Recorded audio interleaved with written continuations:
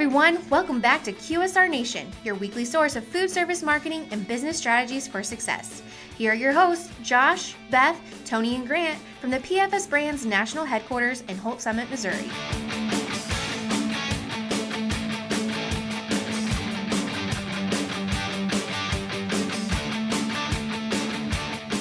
Hey everybody, welcome back to QSR Nation. As always, we have Josh, Grant, Beth, and Tony here from the PFS Brands National Headquarters in Holt Summit, Missouri to talk about food service marketing and business strategies for success. First things first, Tony, welcome back. You were gone last week. I wasn't part of the Super Bowl pick debacle. We really missed you. Yeah. Grant and I were right. By the way, you were right. I was wrong. Who would you have picked, Tony? I would always pick anyone playing the Patriots. Yeah, I was totally wrong. The Rams didn't do too hot. Oh, I tell you then. Well, no one really did too hot on that. But I tell you, Tom Brady won, so that was good. You know where the party was, though, was in New Orleans, man. That was awesome. Yeah. They played Super Bowl from 2010 again, so...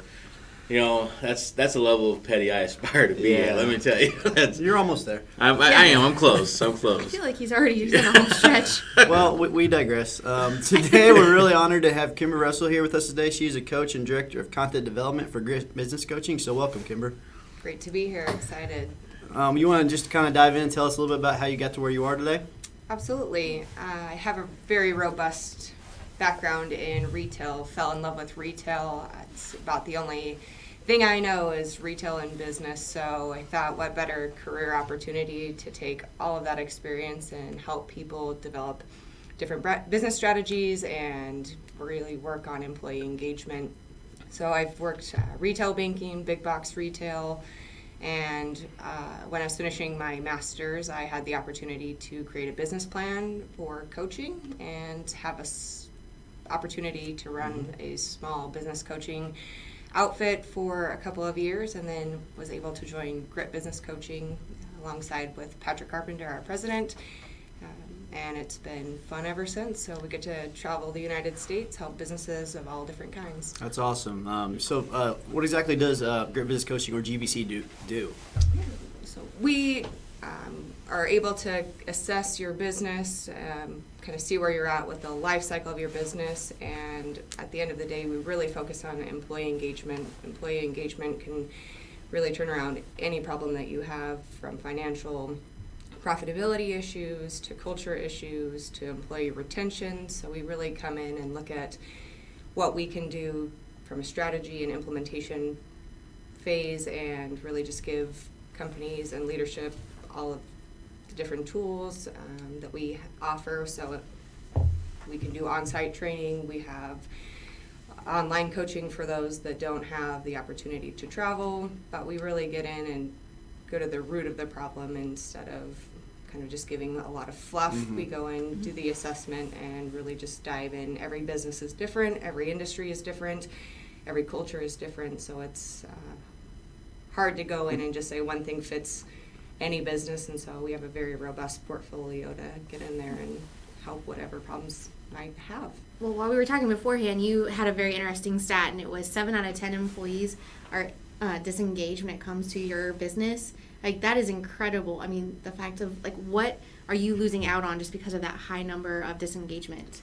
Absolutely. When you think about it, 7 out of 10 people are really sitting down on the job. So you have 3 people carrying your entire, workload on their back. And so then you start to see that those high engaged employees are then feeling like they're carrying their entire team, and it becomes pretty toxic and systemic across the board when there's cultures that have lots of disengaged people.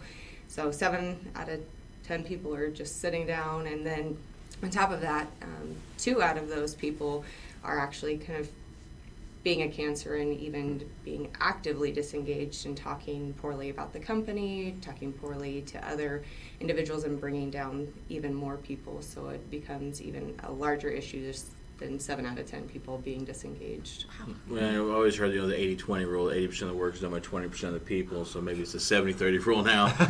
So I guess it's getting better. But that's one thing that I don't think a lot of folks fully understand and realize is the financial impact that goes along with that, not just from productivity issues or how that person then conveys the company image to the customer, but then also in turnover on you're producing people because they get burned out and they feel like, hey, I'm carrying, like you said, I'm carrying the team.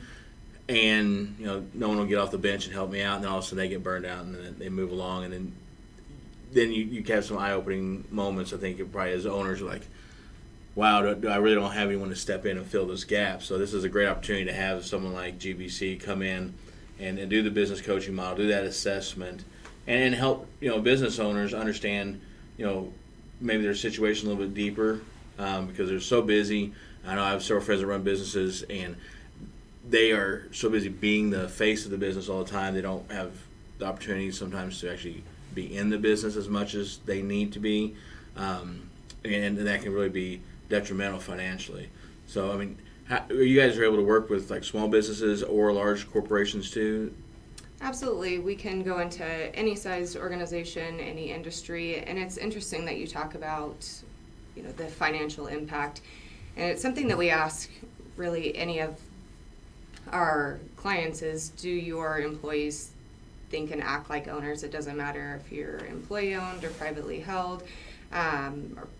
It just really kind of comes to ensuring that people have the financial knowledge to make impactful decisions. And so we spend a lot of time around financial literacy and providing tools to the frontline people.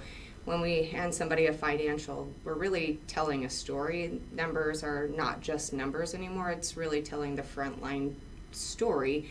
And so are we winning? Are we losing? Are we keeping score? And a lot of times our frontline employees don't know that. We spend more time in our work environment than we do spending with our families, doing any sort of hobbies. And so when we start to think about that, I want to know if I'm winning or losing. If I spend all of my time pretty much on my job, am I winning or losing? Because a little bit of my identity is wrapped into that. And I want to feel good about my life. I want to feel good about what I'm doing, and I want to make sure that it's impactful. So we really give the entire organization the tools by going over financial terms and making them checkbook simple. We want it to truly be impactful. So not only is it helping in their professional setting, it's also helping their home life. So that personal and professional growth and development is really important. And that's something that we stress as one of our core values, is truly providing that added value wherever that employee is going to go. We hear a lot about employee retention, and not all employees leaving is a bad thing, whether it's an issue with performance.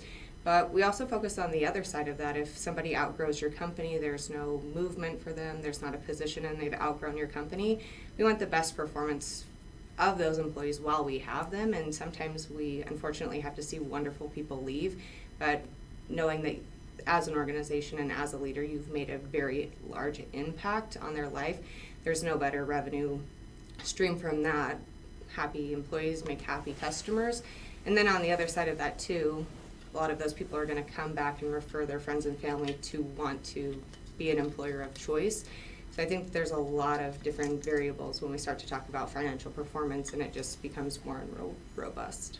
Well, and having that purposeful, engagement is so much more impactful to a business, beyond just the day-to-day, and like you mentioned, is the full aspect of that employee's, health, their home and life, and and having that purposeful engagement to really drive things forward. And in ownership's thinking, it's not a matter so much, like you said, of whether they're employee owned or privately held, but to understand the cost of doing business. I think there's a lot of misperceptions that, well, the owner or the boss is making all this money and they don't understand why they seem stressed about stuff, and they don't realize that depending on their industry, they may be clearing 5%, and in other industries maybe higher, but I don't think, because there's that lack of vision and that line of sight to those financials, there's just some misconceptions. You don't know what you don't know. Absolutely. It's interesting that you bring that up. The average of 212 industries is that they're clearing about 6.5%, so 6 cents on the dollar. And when we take general opinion, somebody walking in the door with really no financial literacy, no business literacy, they think that the average business makes 36 cents on the dollar. So there's a huge misconception there. So your frontline employees are saying, oh, well, we're making 36 cents on the dollar. The CEO and the senior leadership's taking wheelbarrows of money and filling up semi-trucks on Friday and taking them to their house and to the bank.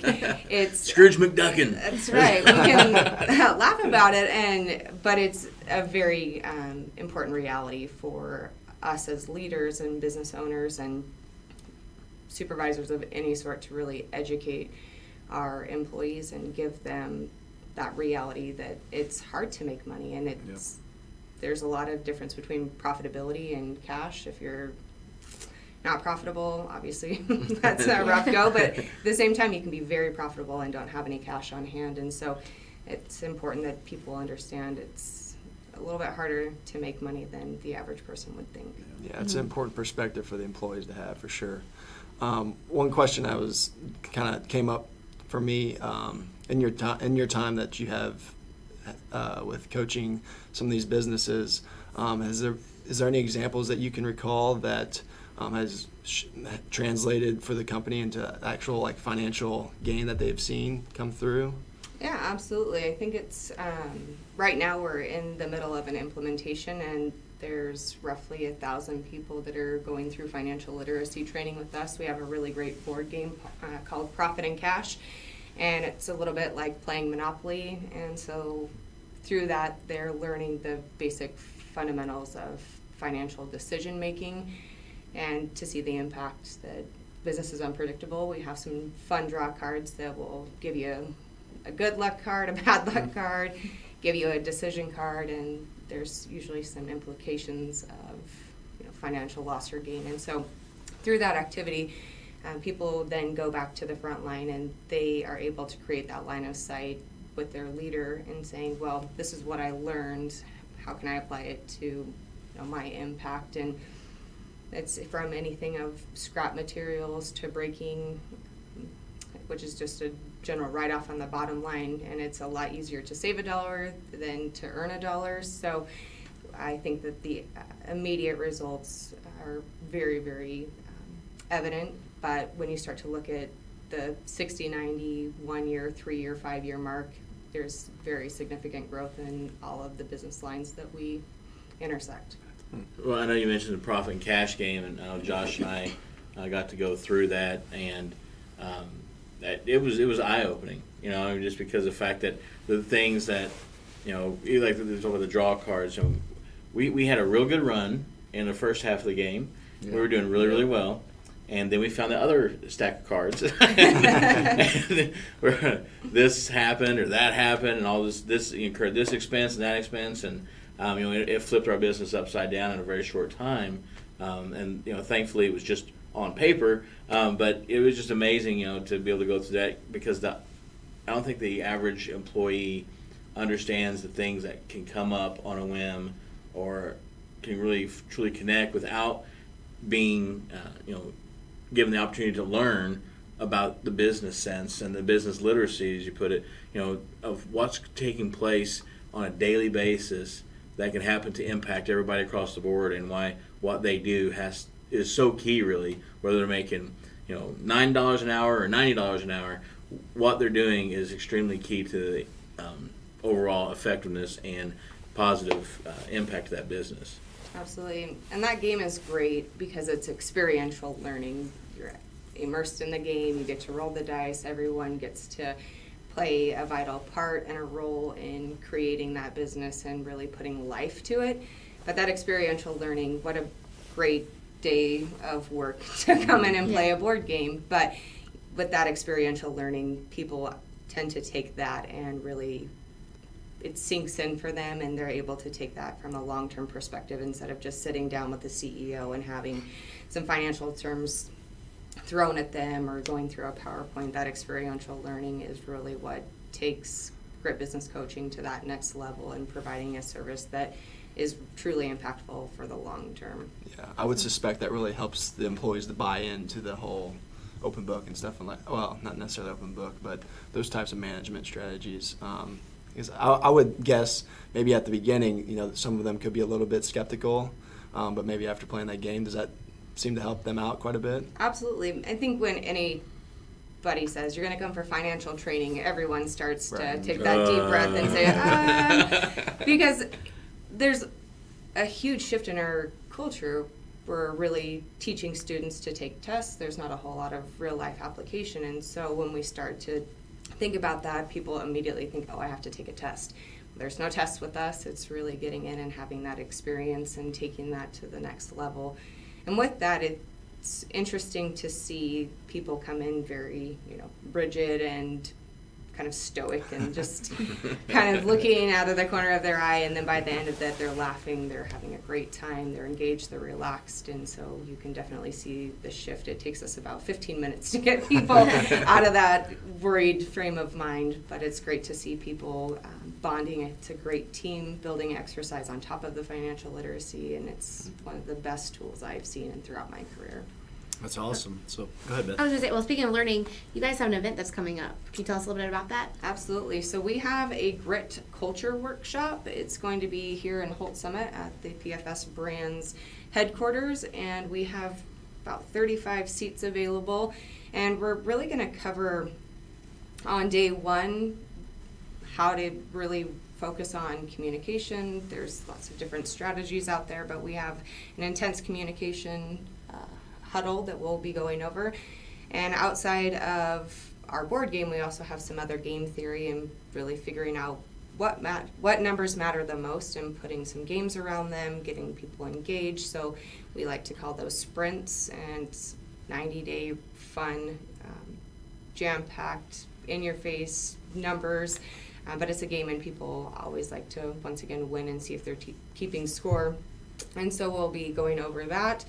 And we have an option for a second half day where you actually have the opportunity to play that profit and cash board game. So you can take it, but it's going to be a holistic approach and workshop. So you'll kind of get the hands with getting in, getting it done, your mind, you're getting engaged. And then really the heart piece of that is how we're going to connect with people. So we look at that on a holistic systems approach. So if they were interested in registering, could they go to gritbusinesscoaching.com? That's exactly it. That's 2 T's on grit. Yes. So GRITT businesscoaching.com. So we always like to ask 3 questions to the people we interview. I guess Beth forgot to tell you this, and I did too before we started. So this is going to be like a lightning round. Yeah. Lightning round. Yeah. Love surprises. So I guess the first question we'll just ask, we always ask, what is one entrepreneurial business or marketing book you would recommend to anybody listening? I'm currently reading Blink by Malcolm Gladwell, and it's really interesting. It's not your traditional business book, but it gives us a new perspective, and it gives us a little bit of insight as to why we have snap judgments. And so it's a book that I'm currently reading that I found fascinating, so it would be a recommendation. Interesting. Do you guys remember the other questions? What is the think next marketing and business trend for Yeah, there you 2019? Oh, boom, Grant. So it would be what kind of trend do you think we'll see in the business industry or in the marketing industry, whichever one you'd like to take that angle on that's going to have the biggest impact for this year or next year? I think there's definitely a recession looming, and so with that, I think what the focus should be is recession-proofing your business with getting employees engaged, feeling like there's a culture where they're safe and can thrive. And so it's putting in those business practices and really taking the time to educate your employees on your strategy and your plan to make it through a recession. I think a lot of people start to feel fearful in recession, and we want to make sure that people feel good about coming to work. And if there's going to be issues, we need to be transparent with that, and there needs to be definitely some strategy behind that. Well, and that's good, and whether it comes or not, to have that plan in place is the key part. To know what it is, be confident in that plan, so if it comes to pass, you're there, and you're ready, and you can move forward. And one of the third question we typically will ask is, what was one bit of advice that you'd give, an entrepreneur or small business owner, whether they're starting out or early in their career, what was one thing you would say that they really need to focus on? Investing in yourself and investing in your employees, I think, is critical. So take the time to read, take the time to be engaged with listening to different podcasts, listening to TED Talks, really immersing yourself in the business world. There's so many great things out there, and working for GRITT now, we've really taken the best of the best, and you have to search through a lot of things to find the best of the best, and not everything works for every industry or business line, so keep at it. It's one of those practice makes perfect, and you have to go through the trial and error to find some good results, but just keep at it we use the word grit for a reason. So Yeah. you need to be gritty, you need to be out there and just keep persevering. That's great advice. Awesome. Well done. Yeah, definitely. So if anybody wants to reach out to you, can they go to gritbusinesscoaching.com, or is there anywhere else they can get a hold of you? Yeah, we have a Facebook page as well. We'd love to have you follow us there, and my information is listed there, and be happy to reach out any other way. You can follow us on LinkedIn as well. Well, perfect. Thanks very much for coming on. Perfect. Appreciate your time today very much. So. Yeah. And Thanks, for all- Kimber. Yeah. And for all those listening, if you want to have any questions for us, reach out to us at QSR Nation at pfsbrands.com. Subscribe to the podcast at pfsbrands.com/podcast. And once again, Kimber, this is great advice. All of our retailers and food service locations out there can use any of this to engage their employees. And any parting words? If you like the content, be sure to share us. Sharing is caring. So on Facebook, Twitter, LinkedIn. She's getting good at saying that. Thank you. Sharing is caring. I'm going to get her a T-shirt. Yeah. And we'll post a link to Grit Business Coaching's website in the comments too. So. Which you can also share. 'Cause that's caring. All right. Before we get carried away again, for Josh, Grant, Beth, and Tony, we'll talk to you next week. Sharing is caring. Today's episode is brought to you by Cooper's Express. You can find your nearest location at coopersexpress.com/locations.